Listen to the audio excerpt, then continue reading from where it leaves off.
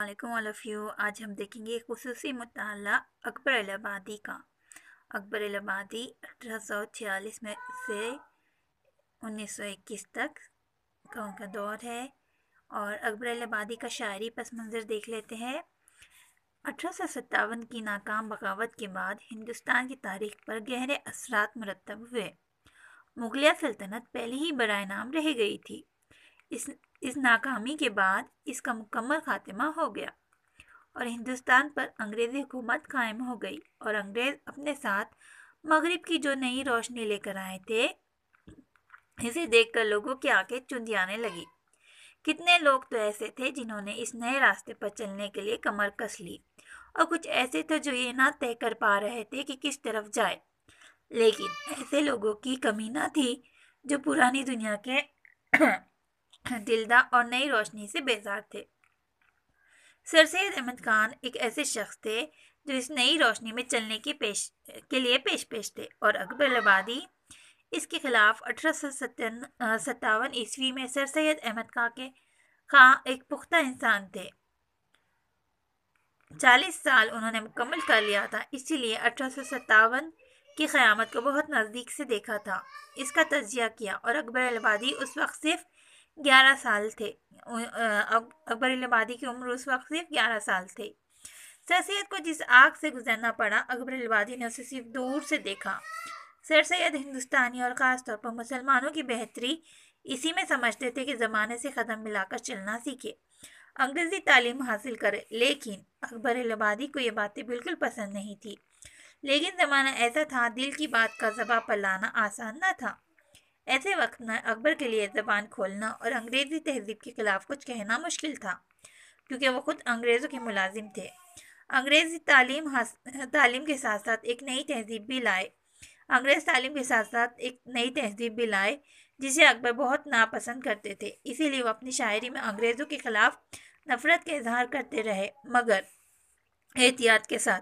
बाद नज़्मों में साइंस की बरकतों को भी सराहा है और इस हकीकत का भी एतराफ़ किया है कि अंग्रेज़ों ने मुल्क को एक मुस्तकिम हुकूमत दी।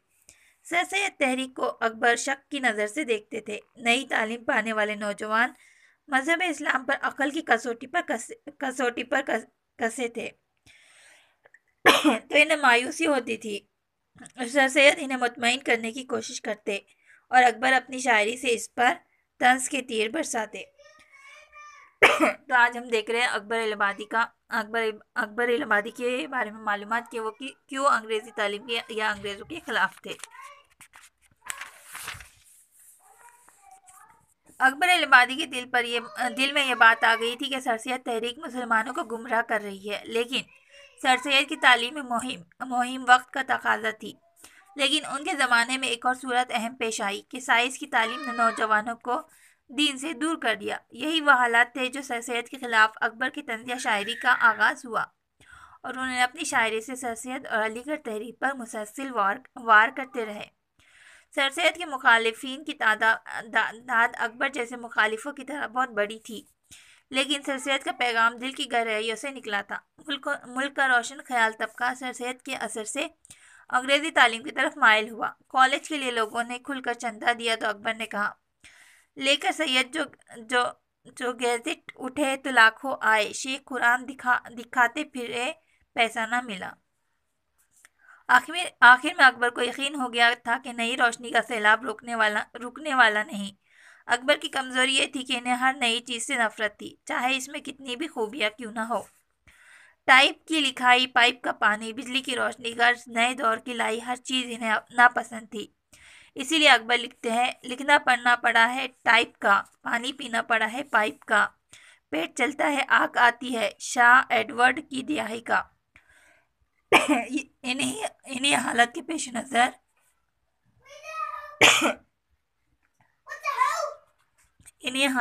नज़र अकबर की शायरी का आगाज़ अकबर ने संजीदा कलाम से किया था, लेकिन जल्द ही उन्होंने पैगामी शायरी को अपना तरीका बना लिया और जदीद तहजीब की मुखालिफत को अपनी ज़िंदगी का नज़्बुल ऐन बना लिया। बेशक अकबर की शायरी नई रोशनी के सैलाब को न रोक सकी, लेकिन उर्दू अदब के सरमाए में आला दर्जे की ज़रीफ़ाना और तंज़िया शायरी का इजाफा हुआ। तो اکبر جو ہے کہ کوئی بھی نئی چیز کو نہیں ناپسند کرتے تھے، اور وہ ایک طرح سے طنزیہ شاعری یا ظریفانہ شاعری کیا کرتے تھے اکبر الہآبادی۔ اس کے بعد ہے، اب دیکھ لیتے ہیں ان کی حیات و شخصیت کے بارے میں۔ اکبر الہآبادی کی حیات و شخصیت: خان بہادر تفضل حسین نام تھا ان کا، اور اکبر تخلص کرتے تھے۔ اکبر کے آبا و اجداد ایران سے واپس آئے۔ اکبر کے دادا افضل محمد بہت مذہبی آدمی تھے۔ آصف الدولہ کے عہد حکومت میں ایک جید مذہبی عالم سمجھے جاتے تھے۔ ان کے 3 بیٹے تھے، سید وارث علی اور سید حاصل علی، اور ایک بیٹے کا بچپن میں ہی انتقال ہو گیا تھا۔ اکبر سید حاصل علی کے گھر میں ہی پیدا ہوئے۔ آپ کے والد عربی اور فارسی۔ اکبر سید حاصل علی کے گھر میں 9 نومبر 1846 عیسوی کو الہ آباد میں پیدا ہوئے۔ آپ کے والد عربی اور فارسی میں کافی قابلیت رکھتے تھے، لیکن بہت جلدی اکبر کے والد کا انتقال ہو گیا۔ اکبر کے چاچا وارث علی نے اپنے بھتیجے کی تعلیم کی ذمہ داری لے لی۔ بچپن میں اکبر کو باقاعدہ تعلیم حاصل کرنے کا موقع نہ ملا۔ اس کے بعد 8-9 برس کی عمر میں اکبر نے فارسی کی تمام درسی کتابیں پڑھ لی۔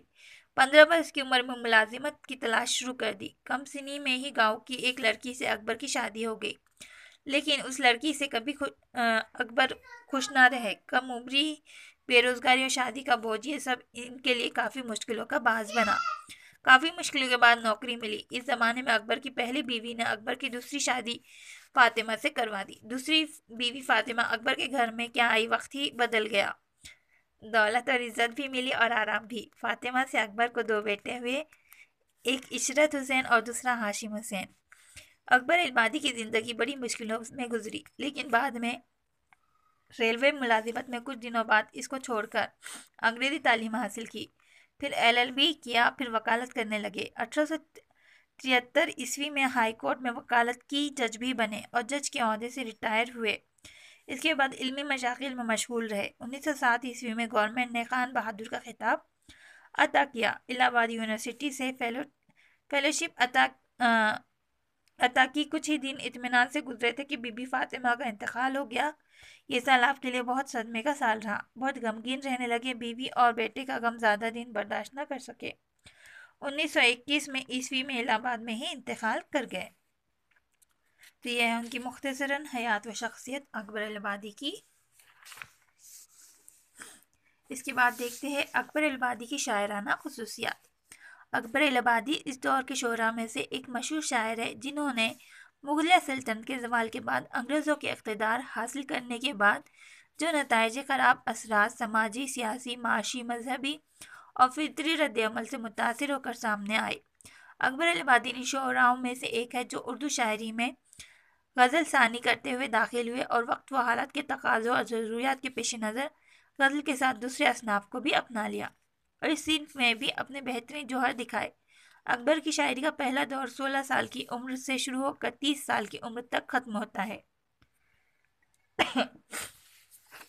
اکبر کی غزل گوئی بہت ہی کم ہے۔ اس صنف میں اکبر نے بہت کم طبع آزمائی کی، لیکن اکبر نے جس ماحول میں آنکھ کھولی، اس میں عام طور پر قدیم طرز کی غزل گوئی کا چرچا تھا۔ ابتدا میں آتش سے اصلاح لی، کچھ دنوں بعد اس کی ضرورت نہ رہی۔ ابتدا میں قدیم طرز کی غزلیں کہی، جس میں غم جانا کو بہت اہمیت حاصل تھی اور وہی روایتی انداز تھا۔ اس کے بعد اکبر کی غزل کا مزاج بنتا اور سنورتا گیا۔ مثال اس کی غزل کا یہ شعر: شوق نظارہ کبھی دل سے نکلتا ہی نہیں، جی ہمارا تیرے دیکھے بغیر بہلتا ہی نہیں۔ اور اس دور میں اکبر کے یہاں نئے رنگ ملتے ہیں جو کسی قدر اس دور سے ملتے جلتے ہیں، جس میں زندگی کی کم مائگی کا احساس ہوتا ہے اور اس طرح کے واقعات سے عبرت حاصل کرنے کے مواقع بھی ملتے ہیں۔ اور اسے اشعار وہی شعراء کہتے ہیں جو اس طرح کے حالات سے گزرتے ہیں۔ مثلاً اکبر کا یہ شعر: اجل سے وہ ڈرے جو جینے کو اچھا سمجھتے ہیں، یہاں ہم 4 دن کی زندگی کو کیا سمجھتے ہیں۔ اکبر کی ابتدائی دور کی کئی غزلوں سے یہ پتہ چلتا ہے کہ عام طور سے ان کی غزلیں قدیم روایتی رنگ میں ہیں اور اکثر مقامات ایسے آتے ہیں جہاں ان کے کلام میں اساتذہ کی آواز کی گونج سنائی دیتی ہے، اور کہیں وہی اس بات کا احساس ہوتا ہے کہ اکبر کو زبان و بیان پر قدرت حاصل تھی۔ معاملات حسن و عشق سے بھی صلاحیت رکھتے تھے۔ اسی دور میں اکبر کے یہاں کچھ ایسی غزلیں ملتی ہیں جو غزل کا لطف بیان کرتی ہے. مثلاً اکبر کا یہ شعر: کہیں دل ہو کہیں ہائے سائے تاب دل ہو، کہیں انداز سبیل ہو کہیں ناز باطل ہو. اکبر الہآبادی کی نظم نگاری اور اس میں طنزیہ انداز کی شاعری کا دار و مدار ان کی شہرت طنزیہ اور مزاحیہ شاعری ہے. اکبر کی شاعری کو اچھی طرح سمجھنے کے لیے ان کی شاعری کا پس منظر کو جاننا ضروری ہے. شاعری اور وہ تاریخی تجربات کا ذکر بھی ضروری ہے جو مسلمانوں کو اس ملک میں حاصل ہوئے. اکبر الہآبادی ان کی نسل کو ورثے میں ملے. اس زمانے میں سر سید چاہتے تھے کہ مسلمان انگریزی سیکھے، لیکن اکبر الہآبادی کا نظریہ بہت مختلف تھا. اکبر الہآبادی ہمیشہ سر سید کا مذاق اڑایا کرتے تھے. اسی ماحول میں اکبر کی طنزیہ شاعری کا آغاز ہوا. اس لیے ان کی شاعری میں انگریزی حکومت اور اس میں لائی ہوئی تبدیلی کا ذکر طنزیہ انداز میں بار بار آتا ہے. مثلاً اکبر کا ایک خطاب: جس روشنی میں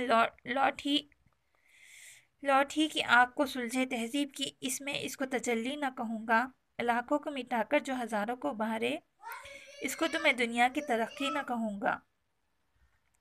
اکبر الہآبادی ماننے کو ہرگز تیار نہیں تھے کہ وہ علم کی روشنی جو دوسروں کو استعمال سکھاتی ہو، وہ اس عمل کو انسان کی ترقی کا نام کہنے کے لیے آمادہ نہ تھے، کیونکہ جو لوگ کچھ فائدے کی خاطر ہزاروں کو تباہ کرے. اکبر اس موضوع پر اپنی نظموں میں مزاحیہ انداز میں اظہار خیال کیا ہے، کیونکہ اکبر سمجھتے تھے کہ انگریزوں نے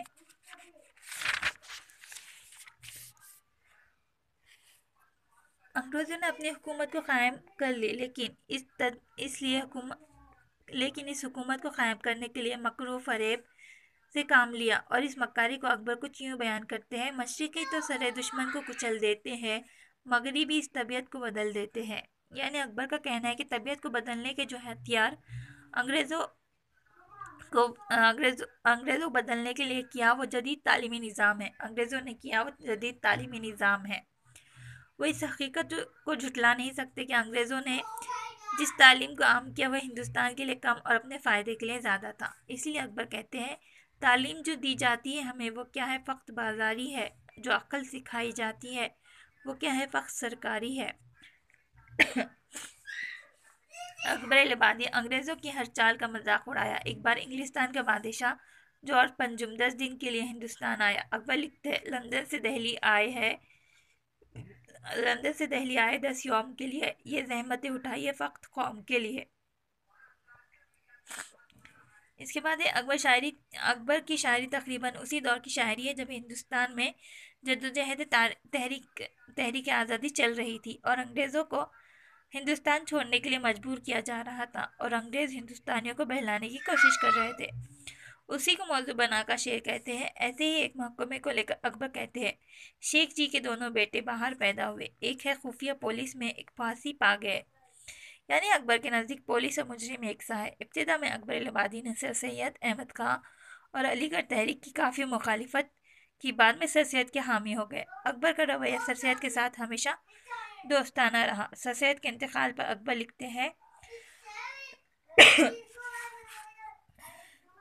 ہماری باتیں ہی باتیں ہیں، سید کام کرتا ہے.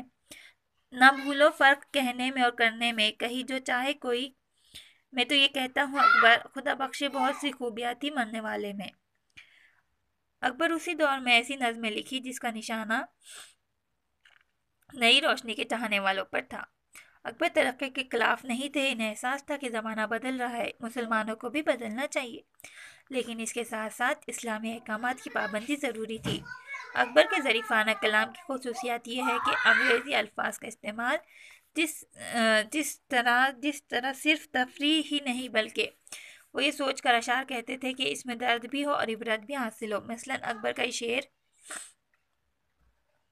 مذہب نے پکارا اے اکبر، اللہ نہیں تو کچھ بھی نہیں. یاروں نے کہا یہ قول غلط، تنخواہ نہیں تو کچھ بھی نہیں. شاید قوم کو کوئی طبقہ ایسا نہیں جو اکبر کا طنز کا نشانہ نہ بنا ہو. سرکاری افسر، صوفی، ملا، جدید تعلیمی یافتہ لوگ، بے پردہ خواتین، غرض کوئی بھی ان سے نہ بچ سکا. اس وقت انگریزوں کے زمانے میں بہترین زندگی کا مطلب اعلیٰ ملازمت، نیک نامی اور آرام کی زندگی سمجھی جاتی تھی. اس بارے میں اکبر لکھتے ہیں: ہم کیا کہیں احباب، ہمارے کیا کار نمایاں کر گئے. BA ہو، نوکر ہو، پینشن ملی، مر گئے.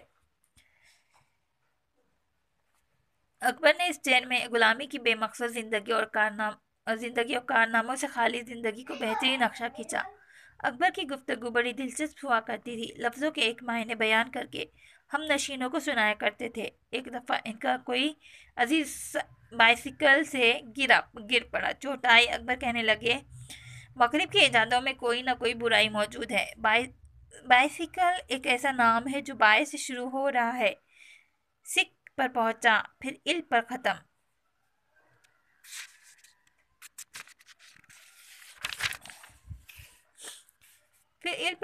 ہوتا ہے، شروع سے آخر تک بیماری ہی بیماری۔ مختصر یہ کہ اکبر کا کلام ایک خاص مفہوم میں اردو کی تبلیغ ترین کلام ہے۔ اکبر کے یہاں طرز و مزاح کا رنگ گہرائی تک ہے، اور اس میں سب سے زیادہ نمایاں قومی دردمندی کا رنگ ہے۔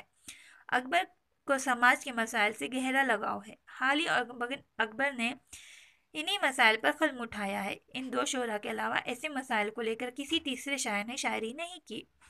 اکبر نے اپنی شاعری کا آغاز سنجیدہ کلام سے کیا تھا، لیکن جلد ہی انہوں نے پیامی شاعری کا منصب اختیار کر لیا۔